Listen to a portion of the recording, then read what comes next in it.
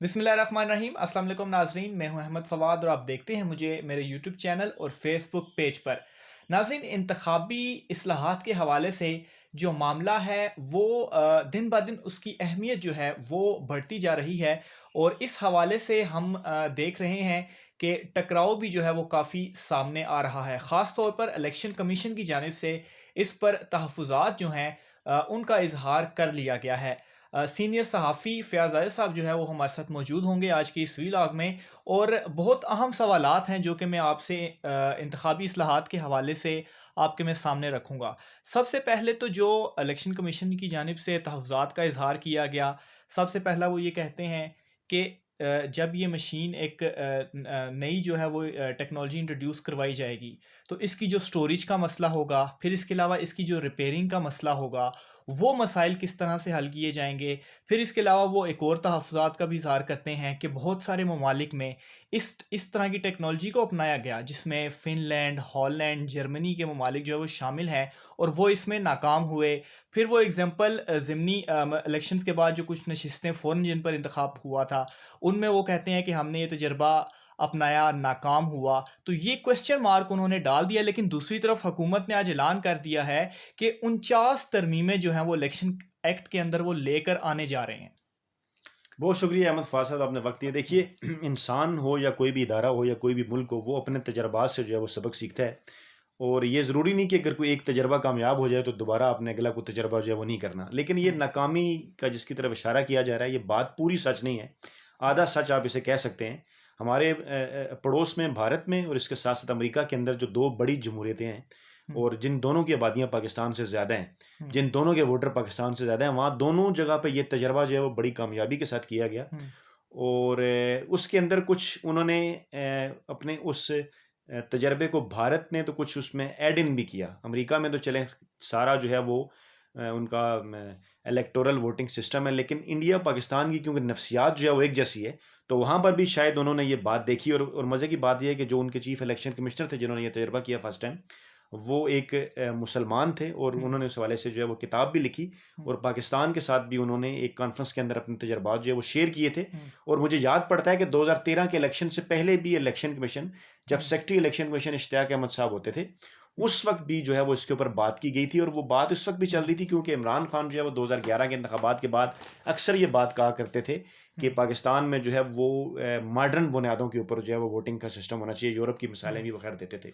जिन ममालिक का आपने जिक्र किया, बिल्कुल हो सकता है वहाँ पे ये तजर्बा नाकाम ही हो, लेकिन उनके तजर्बे से सबक सीखते हुए आगे बढ़ा जा सकता है। हुँ। क्योंकि पाकिस्तान के जो मसाइल हैं वो हल नहीं हो रहे धांधली के हवाले से। हर दफ़ा कोई ना कोई एतराज़ जो है वो सामने आ हुँ। जाता है। अब और ये इसमें और ये थोड़ा डिफरेंट भी है मेरे ख़्याल से उनके मुकाबले में। इसमें एक दो चीज़ें जो है ना वो समझने की हैं, फिर हम मशीन के ऊपर आते हैं। इसमें एक दो चीज़ें समझने की हैं हुँ, कि प्री पोल रिगिंग और पोल डे रिगिंग और आफ्टर पोल रिगिंग, ये 3 चीज़ें होती हैं जिसके ऊपर लोग बात करते हैं। अब मज़े की बात ये है कि 2018 के इलेक्शन के हवाले से जो सबसे बड़ा एक सवाल पैदा होता है ना, जिसके ऊपर लोग बात करते हैं, वो प्री पोल रिगिंग की बात करते हैं जी, के हुँ, इदारों की तरफ से ज़ोर डरा के जो है वो हमारे न लोग दूसरी पार्टी में शामिल करवा दिए गए। हुँ, अब मज़े की बात ये है कि 1970 के इलेक्शन से लेके 2018 के इलेक्शन तक हुँ, ये वाला जो मामला है ये हर इलेक्शन के अंदर ही हुआ है। तो इसमें इमरान हुँ, खान जिस इलेक्शन में जीते हैं, उसमें ये हुँ, कोई नई चीज़ नहीं थी।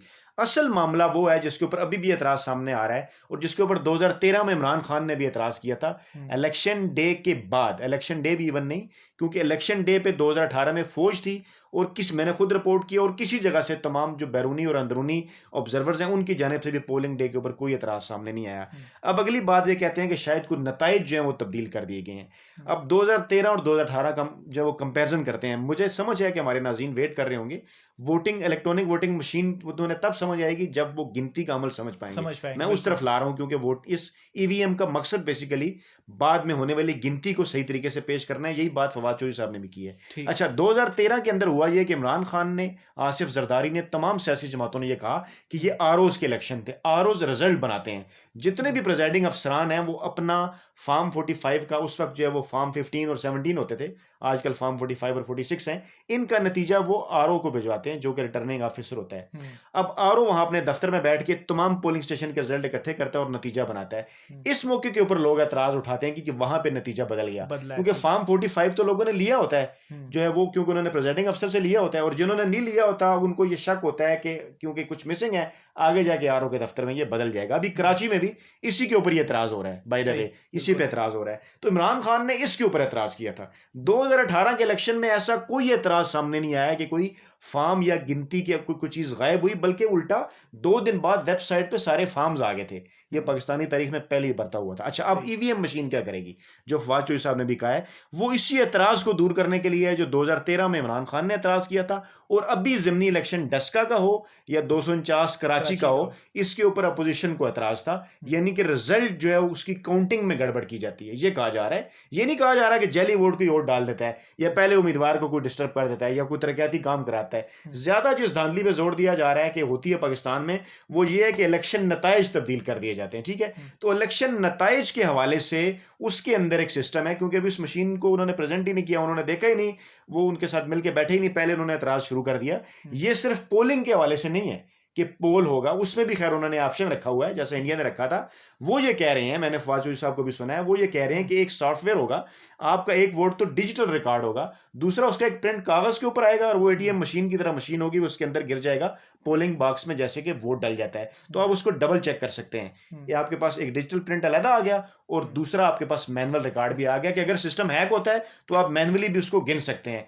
गिनती में अब ये इस तरह से काबिल अमल होगा कि उनका ये कहना है कि वो जो कागजों वाला नतीजा है वो तो अभी भी आता है, वो अभी भी वो आता है। तो हम बाद में भी ले सकते हैं 12 घंटे यानी के, कि एडिशन हुआ है। लेकिन एडिशन ये है कि जो गिनती डिजिटल के जरिए होगी वो आधे घंटे में सामने आ जाएगी। यानी सही। डिजिटल प्रिंट के जरिए जो वोट डला है उसकी गिनती आप आधे घंटे में ले लें, अगर सही। किसी को एतराज है तो वो 12 घंटे का इंतजार कर ले, दूसरी भी आ ठीक जाएगी। है, यानी कि अभी सिर्फ बैलेट पेपर के ज़रिए से उनकी काउंटिंग होती है, तो उस इलेक्ट्रॉनिक मशीन जो ला रहे हैं उससे एक कागजी तौर पर भी गिनती की जा सकती है और डिजिटल भी हो सकती है। यानी कि इस चीज़ के ऊपर डबल चेक हुआ है, ये नहीं कि कोई तरीकाकार जो है वो तब्दील हुआ है, अब डबल चेक हो चुका है। गिनती भी होगी और दूसरा डिजिटली भी जो है वो आधे घंटे के अंदर रिजल्ट आ जाएगा।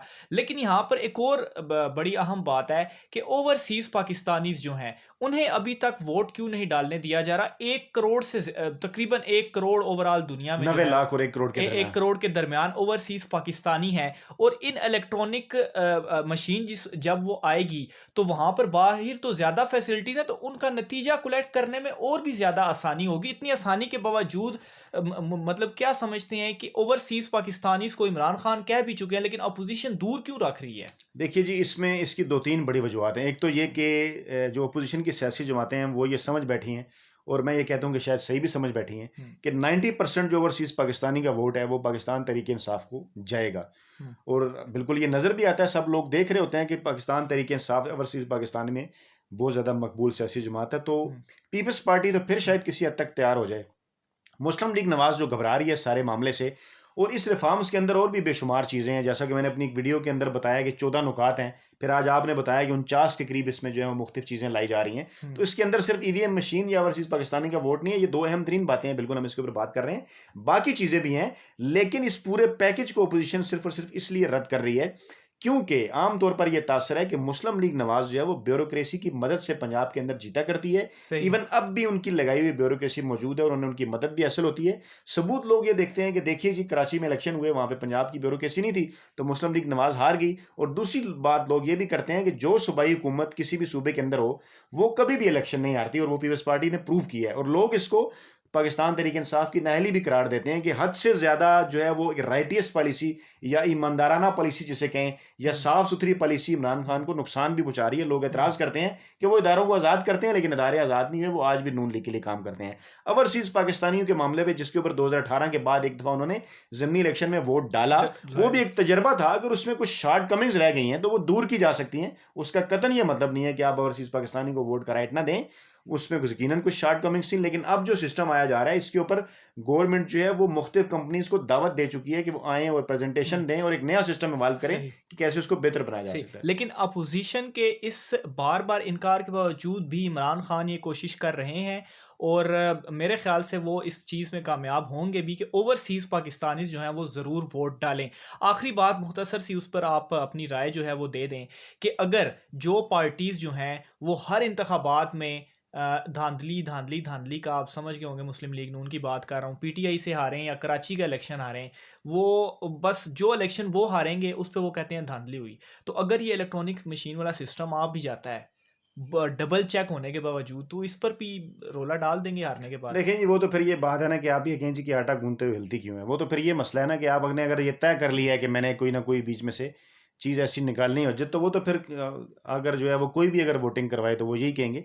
और मैं अब वैसे बाय द वे आपको एक बात बताऊं कि दुनिया में कहीं भी ऐसे इलेक्शन नहीं होते कि जिनको आप मुकम्मल तौर पर साफ और शफाफ कह सकें। हुँ, जमहूरियत एक ऐसा निज़ाम है, इसमें इस किस्म की चीज़ें चलती रहती हैं। कभी प्री पोल जिसको लोग नाम देते हैं, ये पूरी दुनिया में भी होता है, इंडिया में भी हुँ, होता है, अमेरिका में भी होता है, पाकिस्तान में भी होता है कि जहाँ जहाँ इस किस्म का मामला है कि उम्मीदवारों के बेस के ऊपर आप इलेक्शन जीते हैं। अमेरिका की खैर मैं गलत मिसाल देगा, इंडिया में और बाकी सारी जगहों पे, हुँ, वहाँ पे ये सारी चीज़ें होती हैं। अब अगर यही लोग पाकिस्तान पीपल्स पार्टी में शामिल हो जाएँ और 2008 में पीपल्स पार्टी की हुकूमत बन जाए तो किसी को कोई इतराज़ नहीं है।